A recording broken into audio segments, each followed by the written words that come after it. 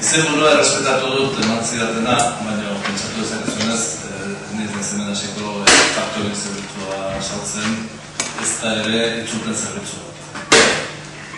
Saiatu naiz azaltzen, zer ari da kutxa egiten hizkuntzen arloan, nola ari da prestatzen bere zerbitzua hizkuntza aldetik normal duta emateko, eta zen horretan hori zabatzen erabilgarri edo esedegarri hizkuntza planetan dabiltzaten enpresak. Kutxari buruzko datu batzuk emate arren, esango dizuet, momentu honetan 2008 langile inguru baditula kutxak, urte bukararako 3000 izan daitezke, eta hamarkada honen hasieran horren erdia baino gutxi gehiago zen, beraz, horrek ematen duen pista bat, azkunde izugarri bat. Azkenengo 6 urteotan, azkunde handi bat. Bigarren datua, 1000 bat langile Gipuzkoatik kanpo daude, ez bakarrik dira hango baizik eta han daude. Horrek ematen du, edapen izugarri baten pista ere bai. Hirugarren datu bat, enpresentzat ari denez, 100 bat langile baditugu momentu honetan Gipuzkoan enpresen zerbitzuta daudenak. Horrek ere adierazten du beste datu bat, enpresekiko aktibidade guretzat dela aktibidade txikia. Eta ez txikia izaten nahi dugulako, ezik eta bestea baino askoz ere beranduago hasitako dela. Duela 100 bat urte hasi ginen partikularri zerbitzu ematen, duela 5 bat urte hasi ginen enpresei zerbitzu ematen, eta datu egiko izlatzen du. Edapenari buruz, datu adierazgarri batzuk ere bai, kanpoan ez gara bakarrik edatu euskara gaztelania dauden lurraldeetan, baditugu 40 bulegotik gora Katalunian, 25 bat bulego Valentzian eta 10 bat bulego Galizian. Horrek izan nahi du, beste hizkuntza batzutan ere, beste hizkuntza propio duen komunitateetan sartu garela, eta horrek noski gure hizkuntza jarduera aldarazten.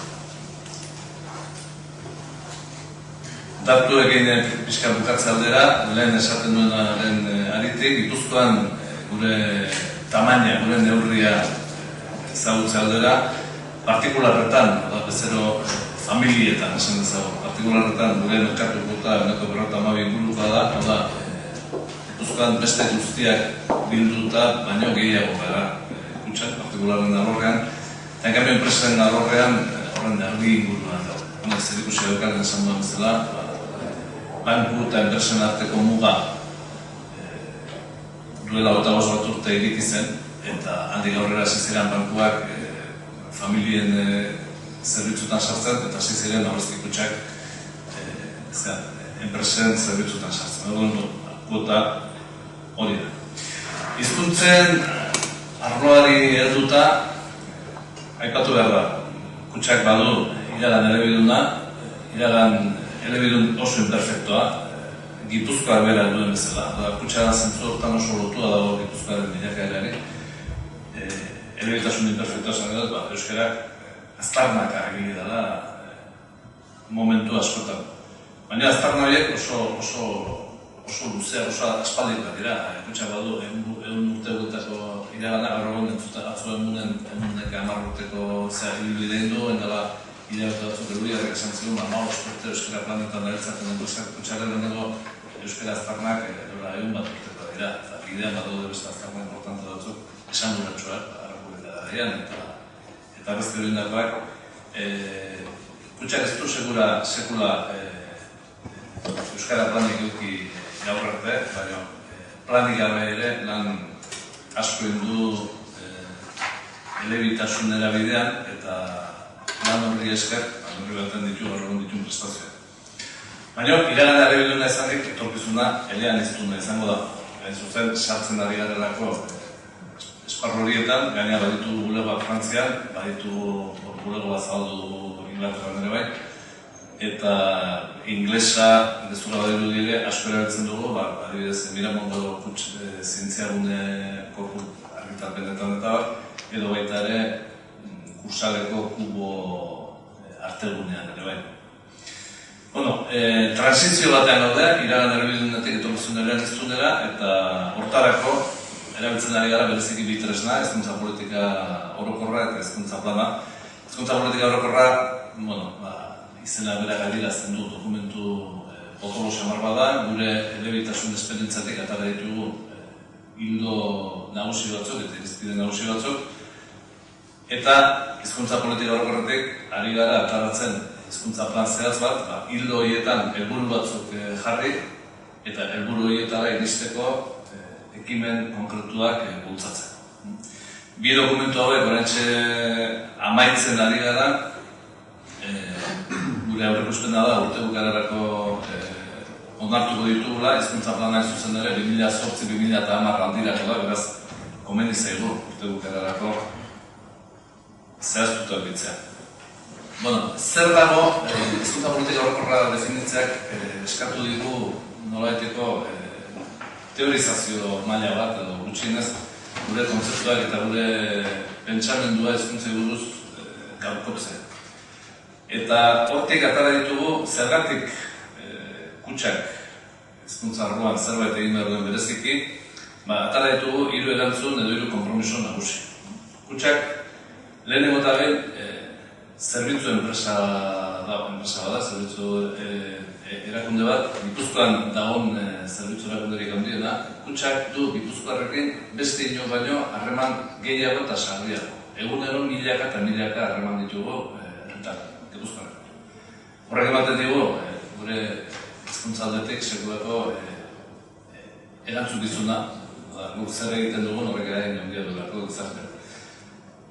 Bezeroari, dut zerbitzuak gure bezeroa da gure ekimen guztien jomuga. Eta bezeroari gure printzipio, gure misio eta da defendituta hitz potoloetan gure helburu printzipalena bezeroari kalitatezko arreta ematea. Aldugun kalitaterik gorenarekin atenditzea gure bezeroa. Hori hizkuntza alorrean oso esaldi garbian zehazten da. Bezeroari kalitatezko arreta bat emazio, baldin eta berak aukeratzen badu harreman hezkuntza. Eta kasu hortan bakar. Hori betetzen ez da kasuan kalitatea galtzen bezala. Horrek eskatzen du noski gure aldetik prest egon behar dugula bezeroari, gure familiek bezeroari kalitate goreneko zerbitzu eman izateko bi hizkuntzatan. Bi hizkuntza dauden toki guztietan. Hortik dator, lehenengo konpromisoetatik dator, bigarrena ere. Bigarrena kutxak izango luke bere lantaldearekin. Ez zuzen, kontratatzen baditugu langile elebidunak, eta hontan datu bakarrik emango dizuet, lehen esan dugun hazkunde handi hortan, Gipuzkoan azkenengo 5 urteetan dela kutxak lareunda piku langile hartu ditula, 500 bat izan daitezke, 500 bat langile finko ditula, horiek guztiak, eta saldoespenen bat akaso ezatu guzu, baina guztiak gainditu behar izan dute, elebitasun maila handia. Ez dago, printzipioz ez dago portzentai bat bezik, eta eguneko egunak erakutsi behar du elebitasun maila bat. Langileak elebidun kontratatzen baditugu eta gero esikitzen baditugu bezeroari zerbitzua eman alizatea kalitate gorenarekin bezeroak aukeratzen duen hizkuntza noski kutxak konpromiso du bere lantaldearekin eta eman behar dizkio baliabideak nahiko, bai baliabide informatikoak, bai trebakuntza aldetikoak eta bai hizkuntza ohituretan eta langiru aldetikoak pertsona horrek bere garapen profesionala bi hizkuntzatan eraman dezan. Bestela, hori argi dago, elebidun hartzen dana baldin eta ohitura elebakarretan jarduten bada, 5-10 urte beharko ditu, baina azkenean lanean elebakarra izango da. Hori ere garbi da. Beraz hor badago, bigarren konpromiso bat, eta hirugarren konpromiso bat, eta gaurko leloarekin zerikusi zuzena dena gizarte erantzukizuna. Hizkuntza ekimena behar dugu, hain zuzen ere beste gizarte erantzukizuna badugulako. Gizarte erantzukizuna oso erraz ikusten da hala formulatu digutelako ingurumen fisikoaren kasuan, baina guretzat horrek behar du izan berdin ingurumen, kultur ingurumen edo hizkuntza ingurumenaren kasuan. Guk errespetatu behar dugu, gauden tokian errespetatu behar dugu dagoena, eta saiatu behar dugu ekosistema horren, hezkuntza ekosistema horren alde egitea. Hiru konpromiso potolo ditugu kutxan hezkuntzekiko. Ze tresna ari garen erabiltzen, lehen aipatu ditudanak eta beste batzuk. Kutxak duela oraintxe bukatzen ari gara azkeneko bertsioa, baina 2 urtez egin zuen azterkutxa deitzen dugu ikerketa, Gipuzkoako bulegoetako plantilla osoa hartu eta entzitzaion halako elkarrizketa pertsonal bat bakoitzarekin ordu erdi bat edo pasatuta. Ez bakarrik hizkuntza gaitasunak, hori datu kuantitatiboa da, baina baita hizkuntza ohiturak, jarrerak, iritziak, bizipenak, eta hori eman digu informazio oso ona. Hortik badakigu, gure jendeak hizkuntza gaitasun desentea ditula gutxinez oinarrizko perfiletan, eta nahiko pres gaudela zenbait konpromisoetan sartzeko, baina aldi berean badakigu jendearen gure lantaldearen iritziak eta badakigu zer nahi duten, zer eskatzen duten, zertarako dauden prest, eta nun dauden, nun daitezken hizkuntza plan baterako nun daitezken resistentziak edo mugak edo dena edo. Azterkutxa izango litzateke oinarria, eta hizkuntza politika orokorra izango litzateke horren gainean egitura jarri eta horre jarriko duke teilatu, horrek emango duke babesa. Hizkuntza politika orokorrak inspiratuko dituzke ekintza konkretuak, baina HPOren planteamentua da epe luzeko dokumentu bat izatea. Gero noski hizkuntza planak gidatuko luke horrekimen konkretuak, epeak eta ekintza konkretuak eta horiek garatzeko tresna eta bar. Eta bada, tresna importante bat, hain zuzenen profesional zerbait aipatu du, hitzarmendena. Gure ustez, zerbitzu enpresaren aldetik, izaera parapublikoa dugun aldetik ezkara enpresa pribatu bat, gure jabeak dira erakundeak eta hiritarrak. Gure administrazio kontseilu edo batzar nagusian horiek dira jabe, ez dago agaziodunik. Horrek guztiak eraginda gure estrategia hizkuntza aldetikoa da herri erakundeekin eta herri eragileekin lankidetza eta konpromiso publikoak hartzearena. Orain baino lehenago bai UEMakin, bai kontseiluarekin, bai hortan aritu izan gara, eta hori berritu dugu aurten, dinamika hori berritu eta berpiztu dugu aurten, alde batetik martxoan autonomia erkidegoko hiru kutxek Jaurlaritzarekin sinatu duen hitzarmen bat euskara sustatzeko. Kutxak gura ekarri zuen Gipuzkoara eta handik hilabetera Gipuzkoako Foru Aldundiarekin eta udalekin sinatu duen beste hitzarmen bat gure arteko harremanetarako, eta erantsi genion udalerretara emango duen dinamika bat. Eta dinamika horrek ia jartzen gaitu konpromiso oso zehatzetan. 5 urteko epe batean eta Jaurlaritzak bera jarriko digun neurgailu sistema batekin, neurgailu urtero erabiliko den neurgailu sistema batekin, konprometitzen gara, lehenengo hitzabetu euskaraz esatera, gure bulegotako lantaldeak elebidunak izatera 5 urteko epe hortan, gure kutxazainetan eta abarretan erabiliko dien hizkuntza-irizpideetara hartzen ditugu hainbat konpromiso publizitatea nola erabili eta hori. Hitzarmen dinamiko hartan, bihar emango dugun urratsa izango da Buruntzaldeko 6 udalekin, Andoain, Estiarrara, Lasarte, Hernani, Urnieta eta Usurbil ustetzen direla. 6 horiek, bitxikiria gisa, mailean egongo dira Maria Jesus Aranduro kultura diputatua Euskal Alderdi Jeltzalekoa, eta alkateen ordezkariak izango dira Ana Urtsuegia Esekoa eta Marian Beitia Larrengoitia baino Hernaniko alkatea, Lasarteko eta Hernaniko alkateak. Hori da, nire ustez, itun transversala euskararen alde, hori da transversala. Dinamika horrek gu moitu egiten gaitu, eta zentzu horretan guretzat da akulio handia gizartearekin sintonizatzean baina.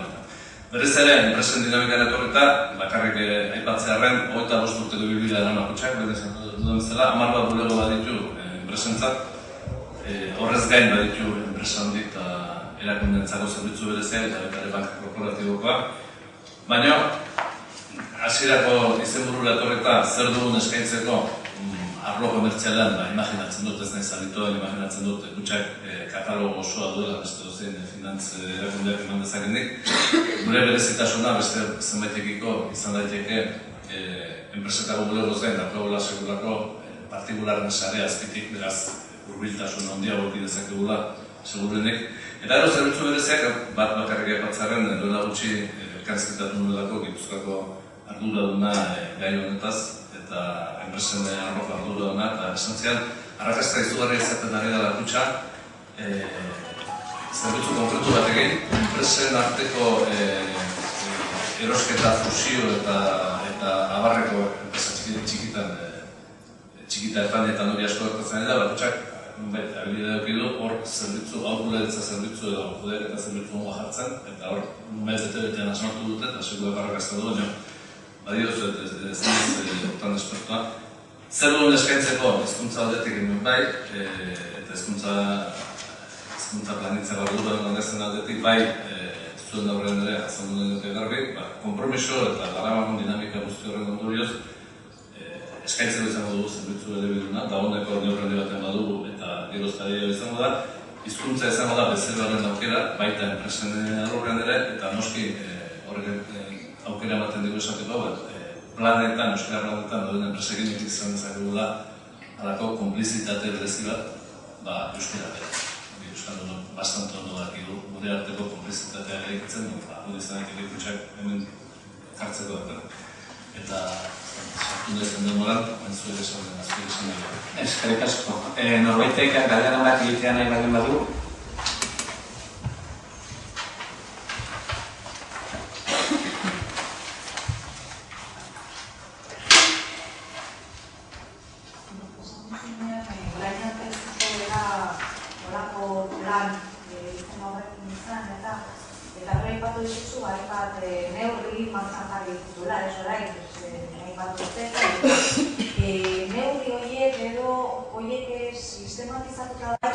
Aurrera pausuak eta horiekuntza eta kasu batzuetan nabarmena izaten da, ez? Baina benetan neurketa hori egiteko edo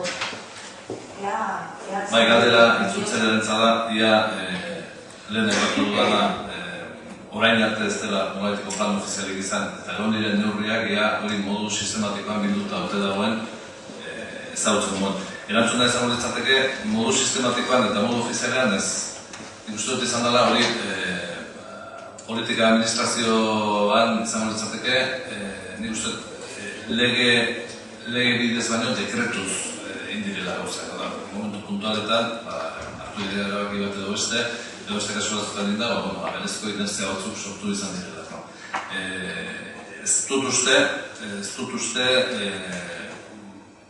memoria historikoan bai eta dokumentazio metatu baten bai, baina ez dago tekla bat sakatu eta jakiterik kutxak bere historia guztian hizkuntza arloan zehar dituen. Gehiago momentu eta izan batzak dokumentu soltea daude eta ero daude, oraindik Jose Agustin Arreta bezalako pertsonak urte luzetan horren kudeatzaile protagonista izan dienak eta buruan daukate Jose Agustin egin egun bat pasatzen baino batzu jarriko dizu eskema garbi zenbait gauzak diren noiz da nola, baina ez dago sistematiko gibilutaz. Zer mekanismo daukaztu da horrek usika kudeaketako planean kutxak hizkuntzen kudeaketan dituen helburuekin konplizidadea lortzeko langileen artean? Bueno, neurri handian langileen aldetik eskari badaukagu, hori azterkutxak bastante garbi adierazi dugu hori. Eta langile gazteekiko hori nabarmenagoa da.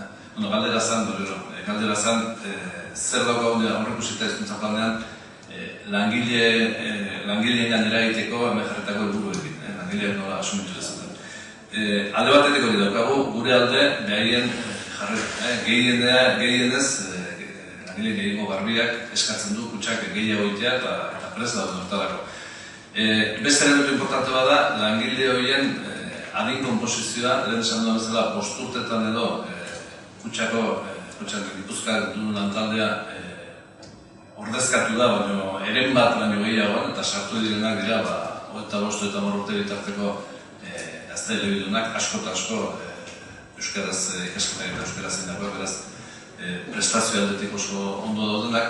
Eta dagoeneko ari gara, nahiz eta HPO eta hezkuntza plana horrendik lantzen aritu, baina dagoeneko ari gara hori instrukzio oso zehatzak ematen norabide horretan, hau da, behar ditugula elebidu, 5 urte barru, 10 urte barru behar ditugula elebidu. Hortarako eskatzeko, baliabideak eskatzeko trebakuntza, eskatzeko zer informatikoak, aldaketa informatikoak, baina gure exigentzia izango dela 5 urte eta 10 urte barru izan daitezela guztiz elebidu. No da, ni uste neurri batean, hemen da izango da, enpresaren lehen Joseanek aipatzen zuen diputazioari buruz, indarra erabiltzearena, nik uste kasu honetan Kutxageri indarra izango duela, hain zuzen ere, zerbitzu enpresa ezateak exigentzia oso berezia jartzen duelako.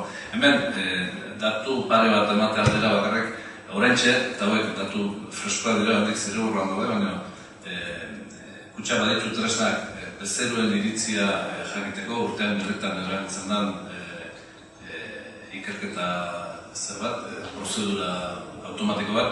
Aurten dena baldiz, sartu ditugu hizkuntza gaiak galtetegi hortan.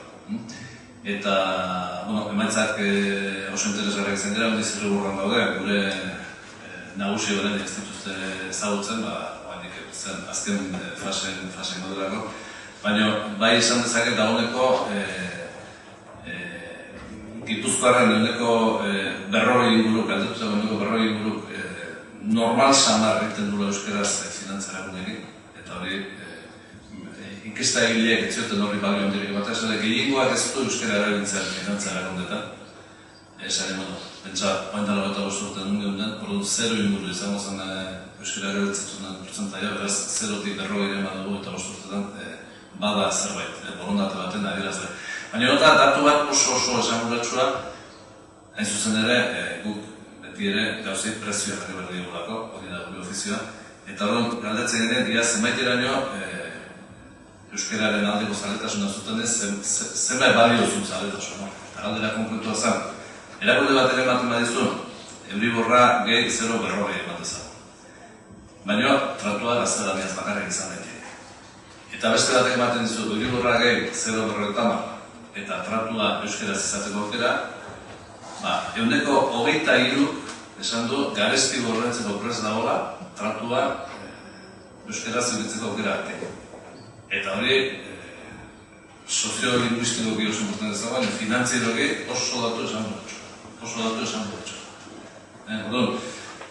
Alde batetik exigentzia beharra badago merkatutik, gure bezaluen handi badago, pentsatzen dut, jaurlaritza aspaldi iragartzen ari den konsumitzaile eta erabiltzaileen dekretu hori etortzen baldin bada, oraindik exigentzia euskari hori indartu ingo dela, beraz badaukagu kanpotik exigentzia bat, eta badaukagu langileen aldetik ere borondate hori bat. Beraz, nik uste, gure kasuan izango dela borondate hori ondo artikulatu, ondo indartu, eta gero modu inteligentean praktika jarri.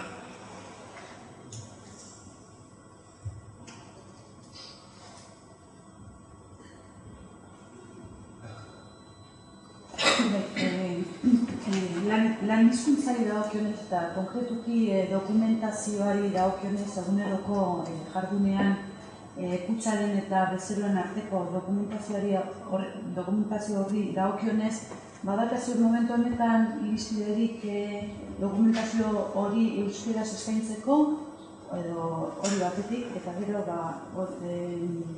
eskaintzen zaio momentu honetan zehari, bezeroari berak egiten duen aukeraren araberako zerbitzua horri dagokionez? Hori ere bidean dago. Kutxan aspaldi instalatuta dagoena da dokumentu elebidunen plantamentua, hori oso aspaldikoa da, berriro diot urte asko joan gaitezke atzera horren bila. Eta momentu honetan ari gara egokitzen, hain zuzen hezkuntza planean eta HPOan ere epatzen direlako, ari gara egokitzen aukera elebakarretara.